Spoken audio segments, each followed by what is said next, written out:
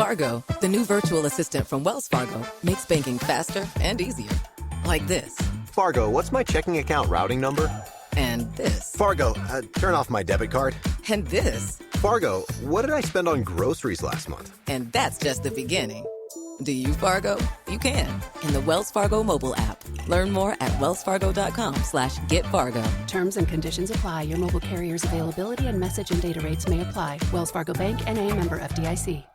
Ooh, a spicy question. I because love the it. writing is sort of everything, right? Like you can fix plot holes, but if the writing is so some there, readers love that, and some readers are like, "But I wanted more of this." So it's kind of a gamble. Hello and welcome back to the Right and Wrong podcast. With me on this episode is author, blogger, screenwriter, creative consultant, former journalist, and poet Uju Asika. Hello, welcome to the podcast. Hello. I sound like one of those sort of crazy people who don't know what they're doing in life. Author, blogger, screenwriter.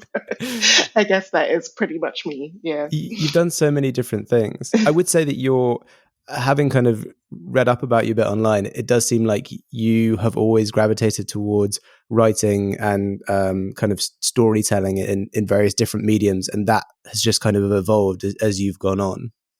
Yeah, completely. I mean, I've always wanted to write. I was having a chat with my son is 17, and so he's doing his A-levels and he's really struggling with what to do at uni.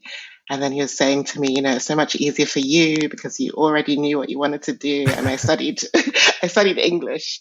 So I wasn't that sure about what I wanted to do at uni, but I did know that I wanted to write, and I knew that from when I was a young child. So yeah. It's always good to kind of have a vague direction at least where you're headed, especially when you're young. And I remember trying to choose something to do at university and just thinking, I don't know what I want to do. I'm only 18. Why would I know what I want to do? Yeah, it's just, when you think about it, it's wild. It's like, let me make these decisions that are crucial for the rest of my life when I'm, a 17-year-old and haven't quite figured out, what I'm doing with my next day. Yeah. Well, let's get onto you, and I like to often start these with the latest publication, and your latest thing is the book "Raising Boys Who Do Better: A Hopeful Guide for a New Generation." I'd love it if you could tell us a bit about it. Yeah, so this is a work of narrative nonfiction, also kind of a guidebook, but not a very prescriptive guidebook around raising boys in this new world where boys have a lot of expectations and a lot that they need to hold themselves accountable for. So I wrote this book because obviously I've got two sons, they're teenagers now. I've also got a stepson in his 20s. And yeah, I've been asking myself for quite a while, like, have I done enough as a mother to raise the kind of boys who will become the kind of men that I would want them to be? And yeah, so hopefully it's a useful guide for parents, educators, caregivers, anyone who's interested in the future of masculinity. Yeah. Having, raised boys of your own, does writing something like this down, kind of getting a bit academic with it, does it kind of make you think, oh, I did that? And it's like not something you consciously thought about. You were like, oh, I did that, and that's actually a good thing. Or it's like, oh, maybe I should have done that, but I didn't know at the time. Yeah, absolutely. I mean, it was like, I think writing the book, first of all, it's quite a personal book. So I used a lot of my experiences and stories of my sons. I tried not to make it too personal or too sensitive around them. But yeah, there's a lot of self-examination. And I think that's a really crucial element of this whole thing, is like we all need to really look at the way we've been raised, the ideas that we've kind of held for centuries around what it is to be a man, what it is to be a boy, how boys are supposed to achieve, behave, dominate, control, all of these kind of weird narratives. So it was really interesting for me to kind of look at how I brought up my boys and yeah, there were some moments I thought, yeah, excellent, I've done brilliant, high five, Uju. And then there are other things I'm like, uh-oh, I should have gone a little bit differently then. So yeah, it's an interesting one for sure. Yeah, a bit of a journey of self-discovery for you in many ways as well. Yeah, 100%. And it's not I wouldn't have said it's like a literal sequel, but you previously have a book called Bringing Up Race. Is this sort of a continuation on that? Is that also narrative nonfiction? It is, yes. And yeah, exactly. It's not a sequel, but it's definitely a continuation of something I'm really passionate about, which is changing the story for the next generation. So, all of these, like I mentioned before, these sort of external and internal narratives we have around huge ideas and huge concepts such as race or masculinity, thinking about how we can do things a little bit differently and hopefully a lot better. But yeah, again, and with a lot of grace as well for that journey. Yeah. So this podcast a lot of the time is weighted towards fiction and fiction writers. So it's great to have a non-fiction person on. I'm kind of interested to ask, when you signed these deals with the publishers, did you have a literary agent before you signed these deals? Yeah. So I got an agent before Bringing Up Race. That was my first book. Okay. And yeah, so she's been my agent through. I've got 3 books now, and she's still my agent. She's fab. And that's Rachel Mills, right? Rachel Mills, yes. So was it through a submission process? Did you submit to a group of agents with this kind of non-fiction pitch, or were you approached because of things like your blog and journalism stuff? Yeah, well, actually, my sort of journey to publication is quite a quirky one, because I had a relative of mine who had said to me, I need to write a book about race and bringing up my boys in this sort of prejudiced world. And I was very, very resistant to that. Like, I did not want to write a book about race. I didn't want to write any kind of book around this. So she went ahead and she sent queries to agents, sort of as me, saying, this is me. I've got this book idea. Would you like to see a proposal? And so several agents got back and go, yeah, we'd be interested to see a proposal. And then she told me, you've got these agents who are interested in seeing a proposal. So then I'm like, do I want to write a proposal? Do I want to write this book? Can I even write a book on something this huge? I mean, it was like a real kind of, I had to overcome a lot of blocks to decide to sit down. So then when I sat down to write the proposal, I actually discovered I had a ton of stuff to say. And then my agent, she got back to me like literally the next day, offering me representation. And then I also had, I actually had a few agents who were interested, who I met, but I think Rachel was the one that I just kind of gelled with immediately. Wow, that's interesting. And I think in some people's minds it's kind of their dream that someone else does all of their submission processes for them, because it's a difficult thing to do. But at the same time, it's kind of like you're treading a thin line there. Yes, very, very thin. Impersonating someone else. Mentioned it a little bit earlier, but you have been writing in various different mediums for a long time prior to this, in like journalism, obviously with your very successful blog Babes About Town. Was Bringing Up Race the first sort of full-length book thing that you'd ever kind of tried to do? Oh no, definitely not. It's not the first one that I've tried to do. I've written, I wrote like sort of years and years ago, I wrote this, like a novel, which I've never really, I submitted it a couple of places, and actually, because it's a novel set mostly in Nigeria, and I did have a Nigerian publisher that was interested at the time, but then it kind of, we didn't take it any further. And so I hadn't written anything for a while. And then in 2018, I did the National Novel Writing Month, NaNoWriMo. Yeah. I don't know if you know that challenge, but the sort of write a novel in 30 days challenge. And I won. I did it. I completed it. So Oh, wow. I managed to write something like 90,000 words in 3 weeks. So it was insane. Wow.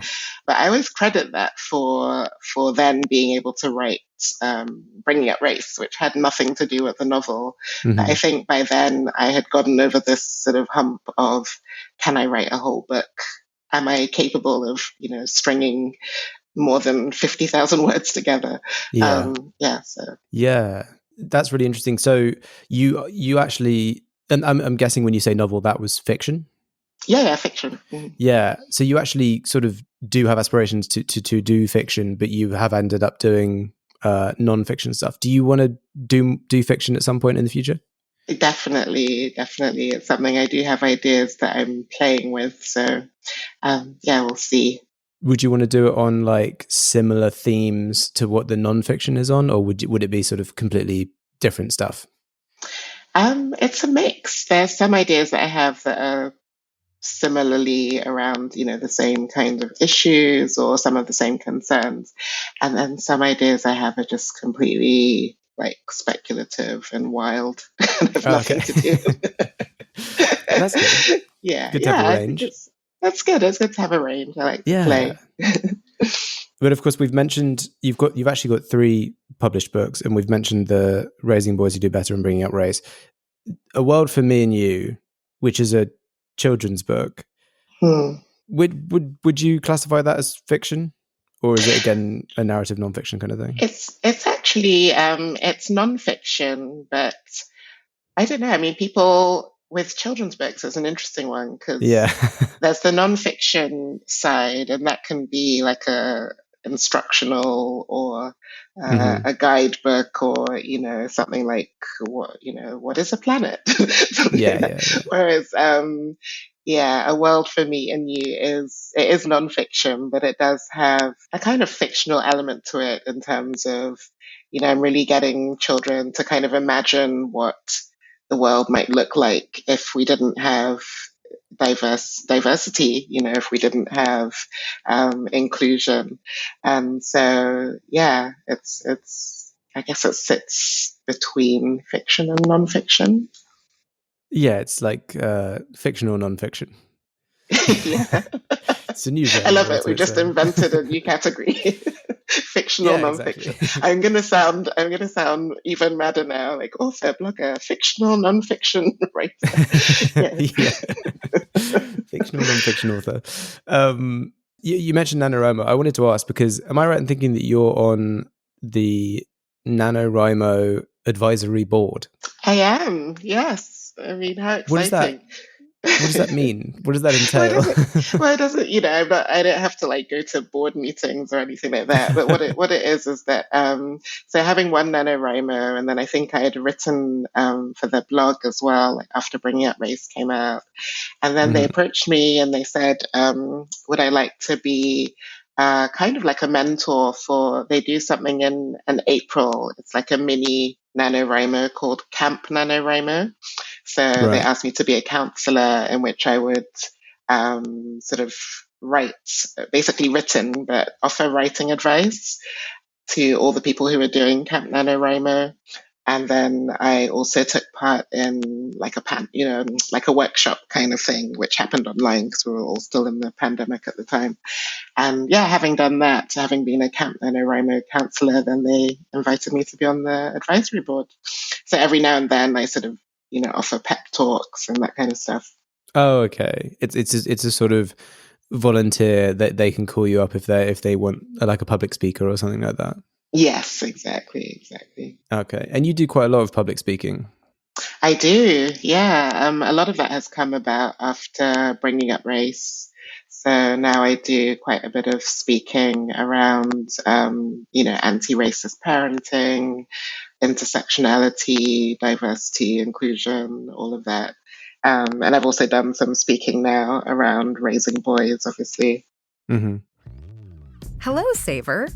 Whether you're saving for that trip to the tropics or saving for an emergency, now is the time to take advantage of Wells Fargo's savings options. Wells Fargo offers savings accounts that can help you save towards your goals. So, what are you saving for? Visit a Wells Fargo branch or wellsfargo.com/save to open a savings account today. Wells Fargo Bank, N.A., member FDIC. I saw on your website that you are launching something called Uju Writer Space. Yes. Is this like you've gotten really into the mentoring and the kind of teaching and the instruction side of things through NaNoWriMo and doing your public speaking? Is that kind of what this has resulted in? Yeah. I mean, I've always wanted to, I've always mentored other writers in different ways. I used to, back when I lived in the States, I was a mentor with an organization called Girls Right Now, who I also did something with quite recently. Like, they have a Friday night salon, and they invite writers to do like a kind of workshop and reading. And I've done sort of workshops, creative workshops, like as a blogger, things like how to write a blog. So I wanted to start this, and I have a lot of people asking me as well, like asking, how do I write a book, or, where do I begin, or how do I just write in general? So I thought, okay, I'll create something like a space, and the consultancy, make it a little bit more formalized than people just sending me an email saying, can I have 45 minutes of your time? Like, just a DM. Yeah. So what's going to be, it's in progress at the moment. There's like a waiting list you can join through the website. Yes. But what's it going to be? What are you going to have on the writing space? So the plan is just to have like a mix of just co-writing. So I quite like this, get together and write, whether it's online or in person. And then I will also run some like workshops, but not like hardcore workshops where we're taking people's work apart bit by bit. They're just kind of like quite gentle but instructive workshops on a variety of writing, because, obviously I've done so many different types of writing. And then also, one-to-one mentoring for people who want to go a little bit deeper. Okay, that sounds good. Sounds like it's kind of like building a community, but a sort of, not in the way that you're not sort of pushing everyone to be like, you've got to do these things and publish stuff. It's quite a relaxed kind of like, this is just writing and we'll see where it goes. Exactly. Okay, amazing. Before we get into the kind of final bits of the episode, I'd love to ask about your own writing. You've written fiction, you've written narrative nonfiction, you've written children's. When you start writing a book, where do you start? Are you someone that has everything planned out and mapped out, or do you just kind of sit down and start writing something and kind of go where the words take you? I think it really depends. Sometimes, like with the nonfiction books, obviously you have to put together a proposal before you actually start writing. And that's really, really helpful, especially with the topics that I was writing about. I was like, I need to have some kind of outline, some kind of direction. Even though obviously you can completely veer off your proposal, but in general, once like, your agent and your publishers have bought into this is what the book is going to look like, then you're pretty much going in that direction. But otherwise, like sometimes, like let's say with a poem, sometimes it just arrives like fully formed, and sometimes it's just like a line or a couple of sentences or a word or something that just sparks an idea, and then it continues to build. And I've had poems that I've gone back to like years later and thought, oh, I can actually turn this into a poem now. I knew it was going to be a poem, but it didn't seem to work back then. And then in terms of and obviously I've done screenwriting as well. So with screenwriting, again, I was writing for TV shows, and again, you have to sit down, you have to workshop, you have to map out the outline of what the story is going to look like. So there's a lot of plotting involved. But I find that even with the plotting, you can give like 5 different screenwriters the same template, and you're going to get a very, very different looking script depending on who's written it. So there's a lot of leeway that you have. There's a lot of creativity. So I don't really I wouldn't, there's always this sort of debate about, are you a plotter or are you a pantser or whatever? And I think that either way allows for a lot of room, a lot of wiggle room and a lot of space for creativity. Yeah, 100%. And when it comes to screenwriting, it's I don't know too much about screenwriting, but is it more of a sort of writing by committee kind of thing? There's usually multiple people involved. Yeah, completely. I mean, so again, I've written for TV shows, and yeah, it would be like sitting in the writer's room or doing a workshop together, or obviously, I was writing for shows that were in Nigeria, so a lot of the time I'm here, so doing stuff online, and there's a lot of back and forth, and it's very, very collaborative, which I really enjoy. I really enjoy that mix of like sitting together, plotting out the various storylines, and then you go off by yourself and you write your script. And then even after that, there's so much back and forth in the editing process. So yeah, I really enjoyed it. Yeah, okay. With that kind of experience, when you come to work with an editor on a book, you must be very kind of relaxed about the kind of critique and editorial part of that, the notes and the back and forth there.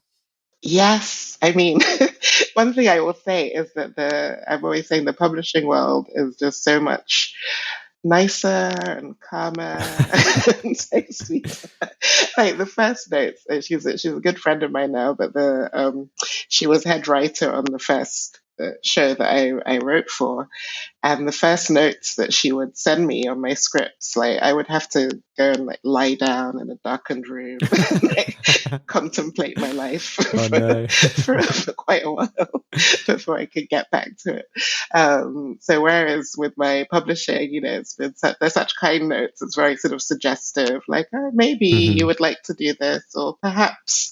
Whereas on the screenwriting note, it's like, no. Yeah. This won't work. Like, okay.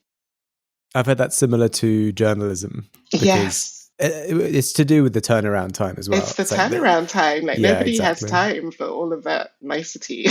Like, you just got to get it done. You just got to get it done. You just got to get it out. And I think it's really useful because it made me a lot less precious about my writing. I think because I always say poetry was my first love, and I used to like write obviously as a teenager in my journals and write poems, and I was really protective of my work, and my poems were like my sacred thing, and nobody could touch my work.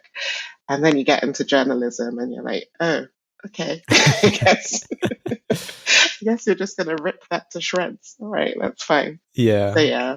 That's definitely a trend I've had with the journalists who have also become authors that I've spoken to on this podcast. Is they're all very thick-skinned because they're like, oh yeah, editorial and publishing is so charming and friendly compared to editorial and journalism.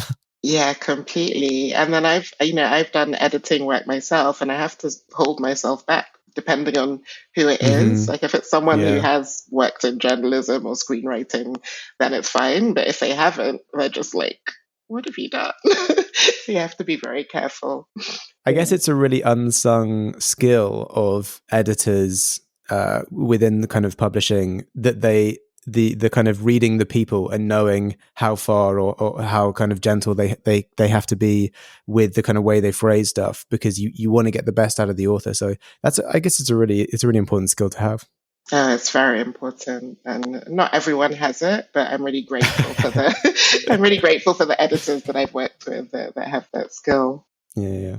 Well, that brings us on to the what is always the final question of the episode, which is, Uju, if you were stranded on a desert island with a single book, which book would you want it to be? Yeah, such a tough question. Like, I hate this question.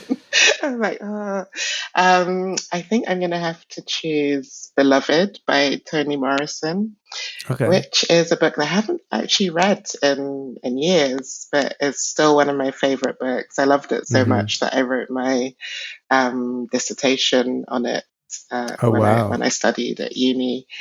And again, I'm not even sure it's my favorite book of Toni Morrison's. So that's why I was struggling. I was thinking, what book would I have? But I think that's I just think that's her masterpiece. Also, I think that it's a book that, when I read it, it not only did it move me so much emotionally, but the way she uses language and, the way she portrays like her characters, it was just mind blowing. And I think that that book will always have the capacity to surprise me and enchant me and keep me gripped when I'm on that desert island with nobody else. Oh, amazing.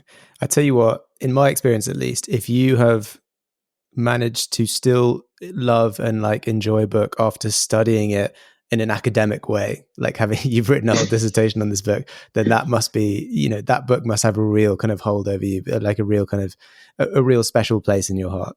Yeah, completely. Every book I ever studied, I think I ended up hating.